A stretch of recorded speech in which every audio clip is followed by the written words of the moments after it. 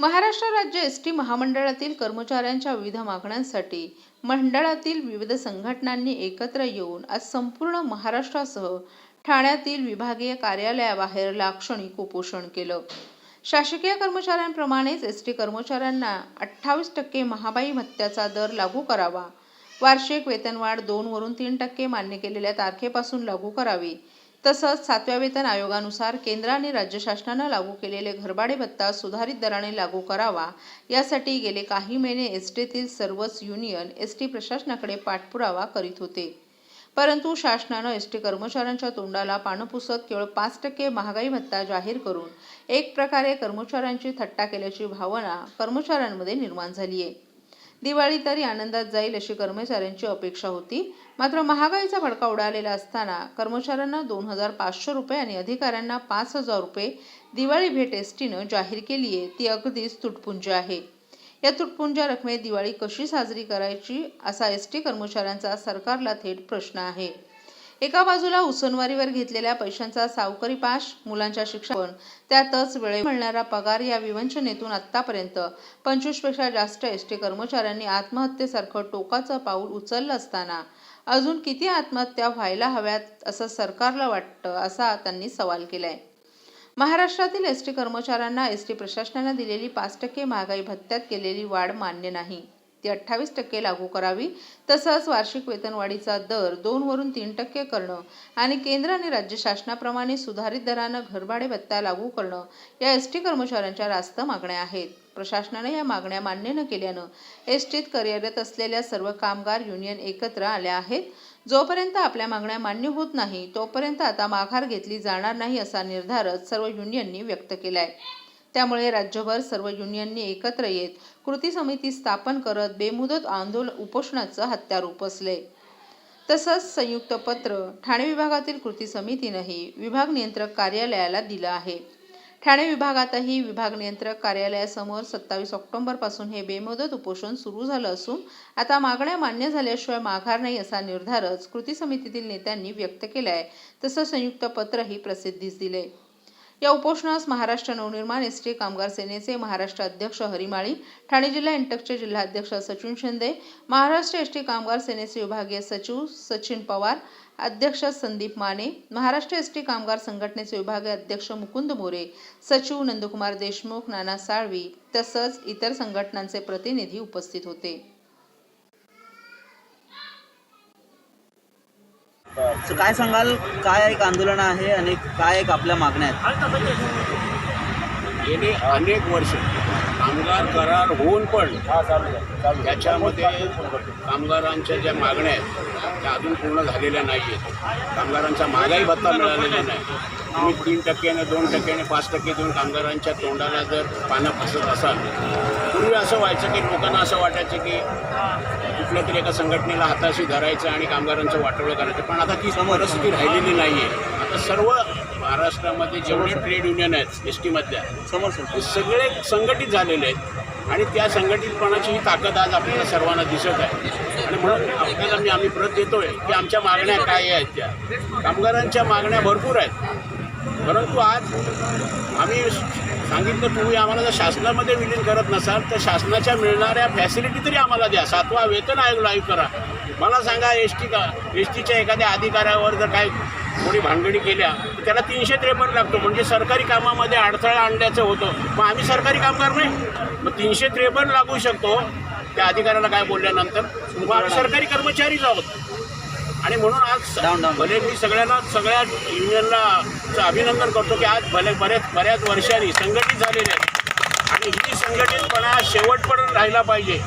नाहीतर हे जे बसलेली मंडळी आहेत ते कोणाला कुठल्याही राजकीय पक्षाला मी शिव्या देणार नाही, परंतु जी बसलेली मंडळी आहे हे आमच्या कामगारामध्ये फूट पाडण्याचा, ट्रेड युनियनमध्ये फूट पाडण्याचा प्रयत्न करतील आणि जो फुटेल त्याला हा एस टी कामगार फोडल्याशिवाय राहणार नाही, मी या ठिकाणी जाहीरपणे सांगतो. आणि जर येत्या काही दिवसामध्ये आमच्या मागण्या झाल्या नाही पूर्ण तर आता लवकरच महापालिकेच्या निवडणुका येतात, लोकसभेच्या येतील, विधानसभेच्या येतील. 1,07,000 कामगार नसून ती कुटुंब आहेत, कोट्यांनी त्यांचे मतदार आहेत. आणि जर आमच्या पोटावर कोणी पाय देण्याचा प्रयत्न केला तर हा टी कामगार आणि त्याचा परिवार एकही पक्षाला मतदान करणार नाही हे आमचं ठरलेलं आहे. अरे कोणी जे मरतायत आता बघा 2,500 रुपये बोनस, पंख्याखाली बसणाऱ्या साहेबाला 5,000 आणि उन्हातानात फिरणाऱ्या गाड्याखाली झोपणारा आमच्या कामगाराला 2,500 भीक देता. आमचे जे हक्काचे पैसे आहेत, आमचे हक्काचे पैसे ते द्या आम्हाला, आम्ही आमचे हक्क मागतोय. आणि ह्या हक्कासाठी आज ही कृती समिती तयार झालेली आहे आणि या कृती समितीच्या माध्यमातून आम्ही परिवहन मंत्र्याला तर मी नेहमी फोन करतो. 2020 पासून तर आजच्या मितीपर्यंत 100 पत्रं आम्ही त्यांना दिलेली आहेत. एकाही पत्राचं त्यांना उत्तर देण्याचं त्यांची दानत नाही आहे. मुख्यमंत्र्यांना देखील मी पत्र दिलेलं आहे. पुढची पत्रकार परिषद घेईल तेव्हा तुम्हाला सगळ्यांना मी ते पेपर दाखवीन. परंतु हे आता जागे झाले झोपलेले सरकार, आम्ही कुठल्या सरकारच्या विरोधात नाही आहे. शेवटी पैसा ते लोकच देतात. मुख्यमंत्री असतील, उपमुख्यमंत्री असतील, परिवहन मंत्री असतील, कोणीतरी जाणीव ठेवा. 99 नाही 100% हा टीतला कामगार मराठी आहे, स्थानिक भूमिपुत्र आहे, शेतकऱ्याचा मुलगा आहे, कामगाराचा मुलगा आहे. एवढं तरी ध्यानात ठेवा आणि आमच्यासाठी कुठेतरी जागे व्हा. आणि म्हणून आमच्या सर्वांच्या वतीने शासनाला विनंती करतोय आजच्या ह्या प्रसंगी की लवकरात लवकर आमचे प्रश्न सोडवा, आत्महत्या टाळा. हे आता आमच्या शेतकऱ्यांना आव्हान केलं आहे, आमच्या कामगारांना आव्हान केलं आहे की कृपया करून आत्महत्या करू नका. आपल्याला जे त्रास देतात त्यांना आत्महत्या करायला आपण लावूया.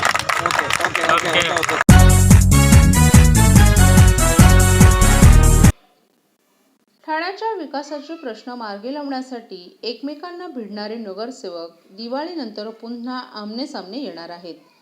राज्य सरकारच्या नगरविकास विभाग पालिकेच्या महासभा आणि स्थायी समितीसह सर्व महत्त्वाच्या बैठका सभागृहात ऑफलाईन घेण्यास परवानगी दिली आहे.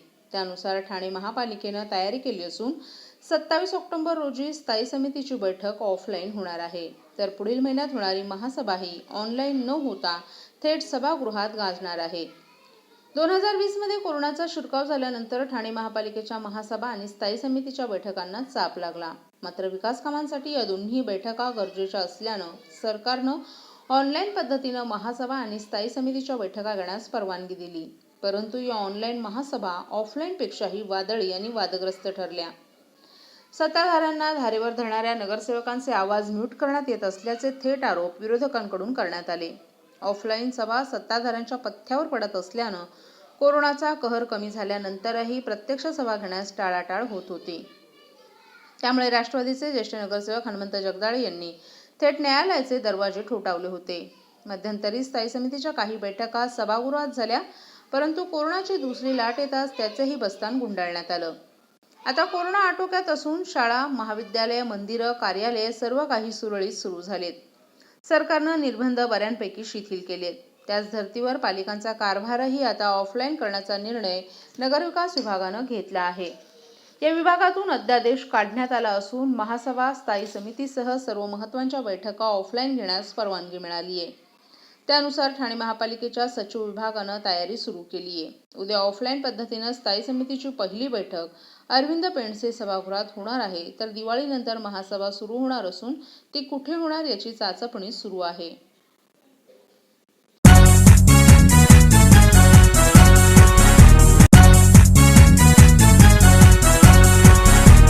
नमस्कार, मी मंगेश देसाई. ठाणे महानगरपालिकेच्या वतीने मी तुम्हाला आवाहन करतो, कोरोनापासून स्वतःचा बचाव कसा करावा. कोरोना बाधित देशामधून, क्षेत्रामधून आलेल्या प्रवाशांना किंवा कोरोना बाधित रुग्णांच्या संपर्कात आलेल्या व्यक्तीस हा आजार होण्याचा संभव आहे. त्याचप्रमाणे कोरोना बाधित व्यक्तींशी संपर्क टाळावा आणि मास्कचा अनावश्यक वापर करू नये. कोरोना आजार निदान व उपचारासाठी कस्तुरबा हॉस्पिटल मुंबई येथे विलगीकरण कक्ष आयसोलेटेड वॉर्ड स्थापन करण्यात आला आहे. कोरोना आजारासंबंधित उपरोक्त नमूद लक्षणे आढळल्यास तात्काळ महापालिका शासकीय रुग्णालयाशी संपर्क साधावा. अधिक माहितीसाठी जवळच्या आरोग्य केंद्राशी संपर्क साधा. राज्यस्तरीय नियंत्रण कक्ष क्रमांक 02026127394. राष्ट्रीय कॉल सेंटर क्रमांक +91 11 2397 8046.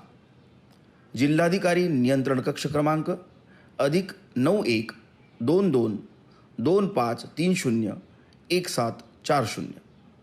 ठाणे महानगरपालिका टोल फ्री क्रमांक 1800222108 टोल फ्री क्रमांक 104. सगळ्यात महत्त्वाचं, अफवांवर विश्वास ठेवू नका आणि अफवाही पसरवू नका. सरकारी परिपत्रकावरच विश्वास ठेवा आणि कोरोनापासून स्वतःचा बचाव करा.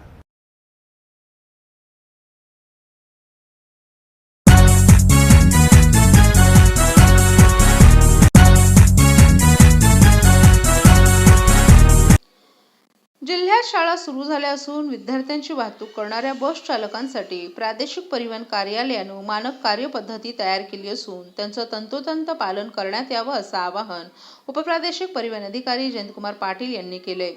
बस चालकांना आपले वाहन स्वच्छ आणि निर्जंतुक ठेवावं. बस चालक तसंच त्यांच्या सहकाऱ्यांनी मास्क, सॅनिटायझरचा वापर करावा. बसेस जिथे उभ्या राहतात त्या ठिकाणी गर्दी होणार नाही याची काळजी घ्यावी. कोविड विरोधी लसीकरणाचे 2 डोस पूर्ण झालेले असावेत. विद्यार्थ्यांच्या वापरासाठी बसमध्ये काही अतिरिक्त मास्क ठेवण्यात यावेत. बसमध्ये प्रवेश करणाऱ्या विद्यार्थ्यांचं थर्मल गनद्वारे तापमान पाहावं. ताप, सर्दी, खोकला अशी लक्षणं दिसल्यास विद्यार्थ्याला बसमधून प्रवास करण्यास प्रतिबंध करावा. अशा काही सूचनांचं पालन करण्यास आवाहन करण्यात आलं असून त्याचं पालन न झाल्यास त्यावर कारवाईचा इशाराही परिवहन विभागानं दिला आहे.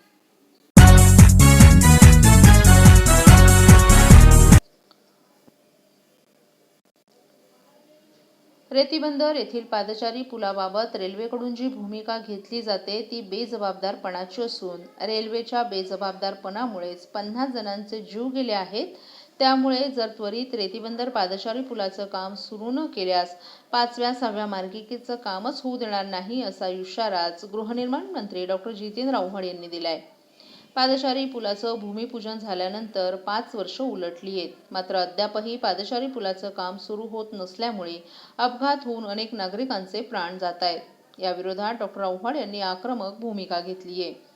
रेतीबंदर येथे गेल्या 5 वर्षात 50 जणांचा रेल्वे रुळ ओलांडताना मृत्यू झालाय. रेल्वेनं पादचारी पुलाच्या कामाचं भूमिपूजन केलं होतं. त्यानंतर लगेचच या पुलाचं काम थांबवण्यात आलं होतं. त्यामुळे गेल्या 5 वर्षात जे 50 जणांचे मृत्यू झाले त्याची जबाबदारी मध्य रेल्वेला घ्यावीच लागेल. त्यामुळं त्वरित पादचारी पुलाचं काम सुरू करावं, अन्यथा पुढील 8 दिवसात आम्हाला रेल्वे बंद करावी लागेल. अतिशय उग्र आंदोलन रेल्वेच्या विरोधात केलं जाईल. एवढंच नव्हे तर रेल्वेनं जे 5व्या आणि 6व्या मार्गाचं काम सुरू केले ते कामही आम्ही होऊ देणार नाही असा इशाराच त्यांनी दिला आहे. रेल्वेनं पादचारी पुलाच्या जागेत बदल केला असल्याचा खुलासा केलाय. याबाबत विचारलं असता रेल्वेकडून 100% खोटं बोललं जात आहे. अशा पद्धतीचा कोणताही बदल करण्यात आला नसल्यामुळेच आपण पुन्हा एकदा ठामपणे सांगत आहोत की रेतीबंदर परिसरात जे 50 लोक अपघातात मृत्युमुखी पडलेस त्यास मध्य रेल्वे आणि MRVC जबाबदार आहे. ठाणे महानगरपालिकेशी चर्चा सुरू असल्याचंही सांगितलं जातंय. गेले 5 वर्ष चर्चा सुरू आहे का असा सवालही डॉक्टर आव्हाड यांनी उपस्थित केलाय.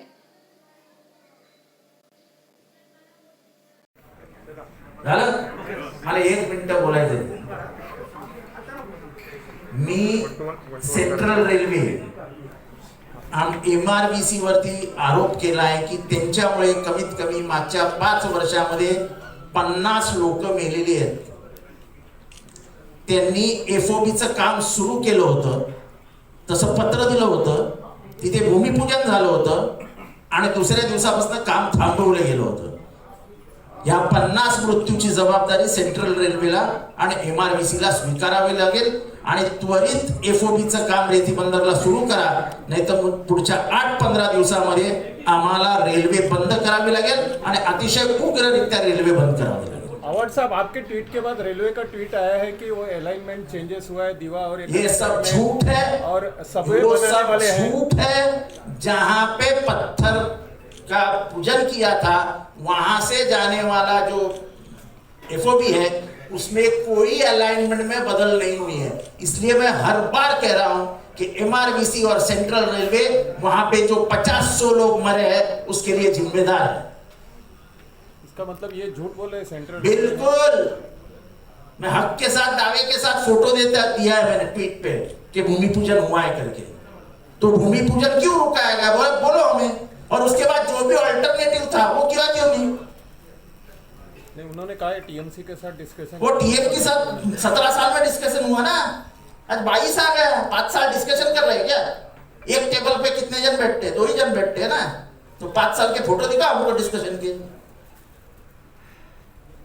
ये गैर जिम्मेदारान हरकत जो सेंट्रल रेलवे और एमआरबीसी ने की है, उसके वजह से 100 लोग मरे, और ऐसा ही उनका बर्ताव रहा कि वो गैर जिम्मेदारान हरकत करते रहेंगे तो उनको 5th 6th लाइन डालने नहीं देंगे। हर जगह पे वो झूठी बातें करते हैं। उनको क्या अधिकार है बोलने का कि इस्लाम में कोई फैसिलिटी नहीं है, ये स्लम में ये नहीं है, वो स्लम में ये नहीं है। रेती बंदर स्लम में सेंट्रल रेलवे के हजारों एकड़ पे स्लम पड़ी हुई है। हम बार बार से सारे मांग कर रही है कि हमको वो जमीन दो, तब देने को नहीं होता है। तो अपने गिरेबान में झांक के देख के सेंट्रल रेलवे और एमआरबीसी और फिर आरोप करें। अगर उन्होंने जल्दी काम चालू नहीं किया तो क्या कदम रहेगा? तो उनको जितेंद्र आव्हाड का असली रूप दिखाई देगा।